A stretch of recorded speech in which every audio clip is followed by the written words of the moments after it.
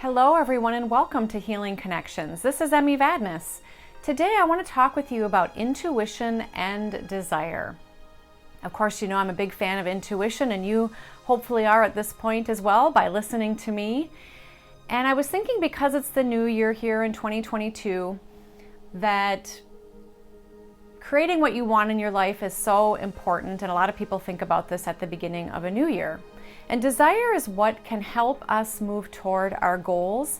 It's what compels you forward in a particular direction in your life. And many times when I'm working with people, usually they're trying to reach a goal. Well, they're always trying to reach a goal. And sometimes they have clarity on what they want, and sometimes they're not really sure of the direction they want to go in. And so I just wanted to share 3 steps for you today to help you with your intuition and desire so that you can manifest what you want to create in your life. I know I've done a recent podcast episode on manifesting what you want in your life, and I've been thinking a lot about how much feeling and emotion and desire is so important with what we create in our lives. So the first thing is to strengthen your intuition. And of course, I've talked a lot about that. So hopefully you've checked out some of my previous episodes around how you can strengthen your intuition. I'll give you a few suggestions here as well. And of course, I've written my book that highlights how you can develop your intuition. A simple way to connect with your intuition is just to engage in activities that help you to quiet your mind, that help you to come more into the present moment. I know your life is probably very busy, just like really everybody's, right? There's so many responsibilities, people to see, to-do lists to check off. Maybe you're working or taking care of family, children, grandchildren, or maybe even parents or loved ones. You can simply take a bath to help connect with your intuition. I know that sounds kind of easy, but really, if you can relax into a bath or a shower and just feel the warm water on your body, maybe even with some nice scents in the bath or a candle or some nice soft music, something where you can just enjoy being in the moment. It can also be doing yoga or simply going for a walk. And the main piece is that you're, again, just allowing yourself to be in the moment. And it can be listening to music, like I said, it can be calming music or even energizing music. I like to listen to some fast-paced music myself. It kind of gets the adrenaline going when for example, earlier I was cleaning my house, and so I was listening to some fun music that helped get my energy going. And maybe that's not conducive for you to connect with your intuition, but for me, that can really help me sometimes just kind of be in the moment. So it isn't always about feeling like you have to just go into this total relaxed state where you are not able to even be engaging in activities to connect with your intuition. However, the classic way to connect with your intuition, of course, is meditation. If you haven't developed a meditation practice, I would highly encourage you to do that. You know, there were years that I didn't have a meditation practice and I really wanted one.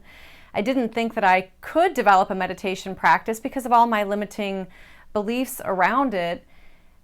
I encourage you to find activities that help quiet your mind and then move toward having some type of seated or reclined relaxation, guided imagery, or meditation practice to help you quiet your mind. Because what meditation can do, in addition to leisure activities that are pleasurable for you that help you to not think about the past or the future, is that it slows down the mind, it slows down the thoughts, it lowers your heart rate, your breath rate.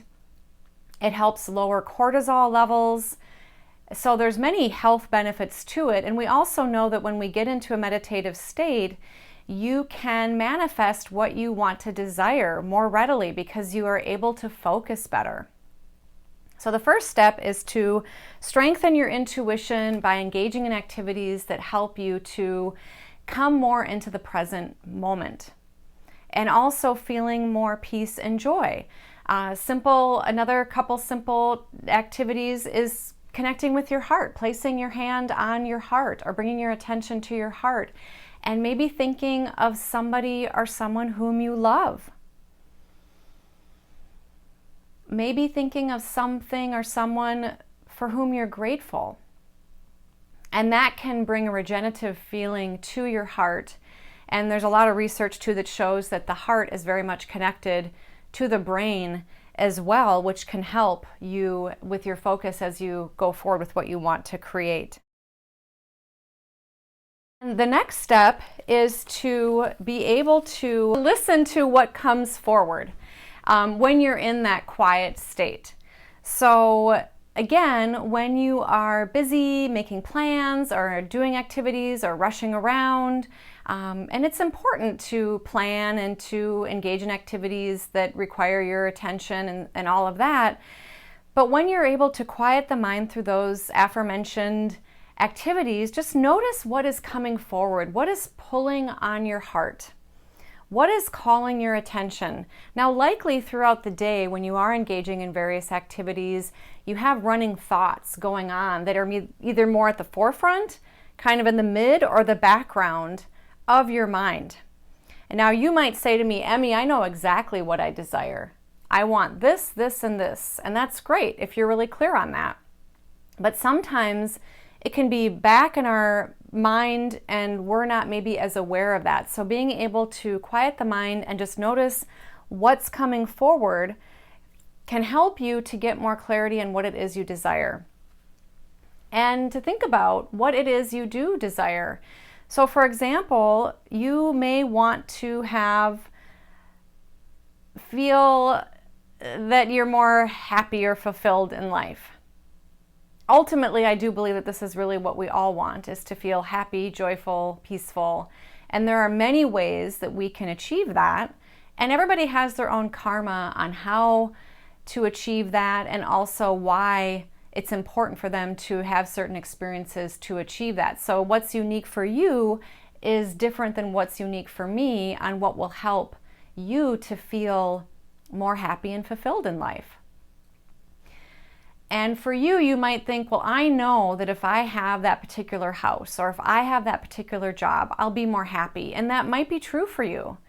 Sometimes we think that we want to have a certain something in our life in order to be happy.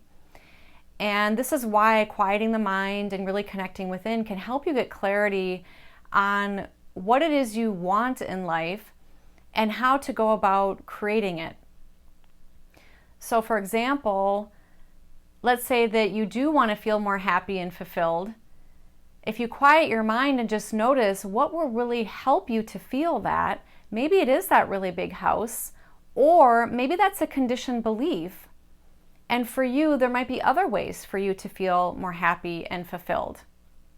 The Dalai Lama talks about how you can be rich or poor and feel happy and fulfilled. And I do believe there's a lot of truth to that. And again, I think it does come down to, unique patterns in your life that are necessary for you to fulfill. Maybe you say, Emmy, I want to have more money. Well, naturally, we need money in our world. This seems to be a way that things are set up for us to have certain physical objects and even certain experiences. So then I ask you, what does that money represent for you? What is it that you will have if you had more money? Of course, it might be things, it might be more toys, it could be, certain experiences, but ultimately behind that, what is that money giving you? And it could be freedom. It could be a sense of having more power or feeling more empowered in your life, feeling more in control. Maybe that you would feel that you can be more in the driver's seat in your destiny if you had more financial resources. And then also pay attention to your beliefs around how you can achieve having this amount of money, because we can limit ourselves with thoughts about yeah buts, or I don't deserve it, or even how you will manifest this money in your life. Meaning, is it something that you feel you have to work hard for? Have you been conditioned you have to work hard for money? Is it that you feel that people owe you, and so they should give you those financial resources? So pay attention to your own beliefs around how you will manifest what it is that you desire. It could be that you desire that you want to travel the world.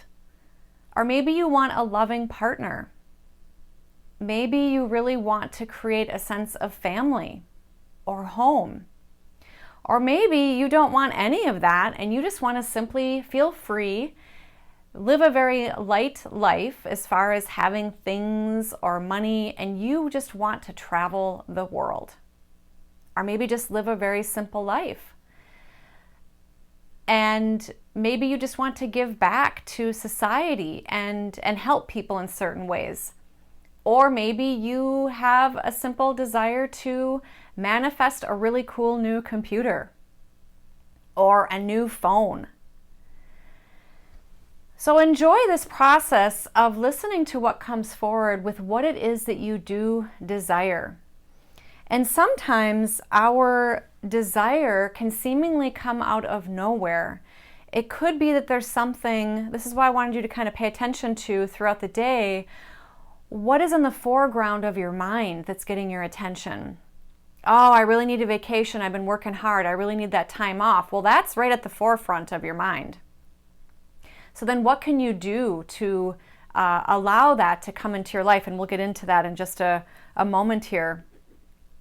And then sometimes it's more in the back of your mind, and maybe it's been with you for years with what it is you want, but you have those yeah buts that get in the way. And so I just want to support you to pay attention to the ways that you might be blocking yourself from manifesting what it is you desire. And I also want to encourage you to pay attention to what it is you desire will really get you in life. So for example, if you want more of a connection of family, what is that going to get you in life? What is it that you want with that family? Is it a sense of connection? Is it to feel more loved? Is it to feel less alone? Is it that you feel that you want to carry on your genes and that you really want to have children? But what is the feeling behind that? And that brings us to the step 3. So the first step is to strengthen your intuition. The second is to listen to what comes forward. And the third is connect to the desire. So the desire is the feeling, the emotion of what it is you want. Of course, it can be very simply connected to what it is you want to have, but it could also be what ultimately will what I desire get me as far as how I want to really feel inside of myself. And this is the sweet spot that you want to focus on. That emotion of what it is, of how it would fulfill you. What is it that's missing and how it would fulfill you in your life? So then you want to feel that desire. And I would encourage you to take time in those quieter moments or when you're engaging in activities where you can just be and you can enjoy yourself, whether you're rocking out to some great music or you're listening to nature sounds and you have your aromatherapy diffuser going, whatever it is for you, and then letting yourself quiet those thoughts, let those thoughts have more spaciousness between them so that you can feel what it is that is compelling you forward with that desire. And just as, possibly even more importantly, what is it that desire will create for you in life, and focus on that feeling. Notice it in your body. Where do you feel it in your body? And and the thoughts connected to it, and even picture in your mind how you will look and feel when you have manifested what it is you desire. Now, this is something that I would encourage you to do daily.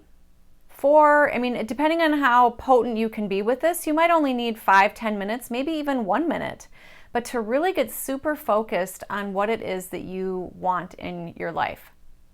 Then I would encourage you to pay attention to if you have any fear or doubt around what it is that you would like to desire, or that you would like to have, I should say, what it is you desire but you want to have, meaning fear of, possibly, and this happens to people, you might actually be afraid of, wow, what if I actually manifest what it is I want in my life and my life has to change? Am I really ready to make that move? Am I really ready to be vulnerable and let that intimacy into my life and let somebody see all these parts of me and reveal myself to them? Am I really ready to be responsible for what it is that I desire?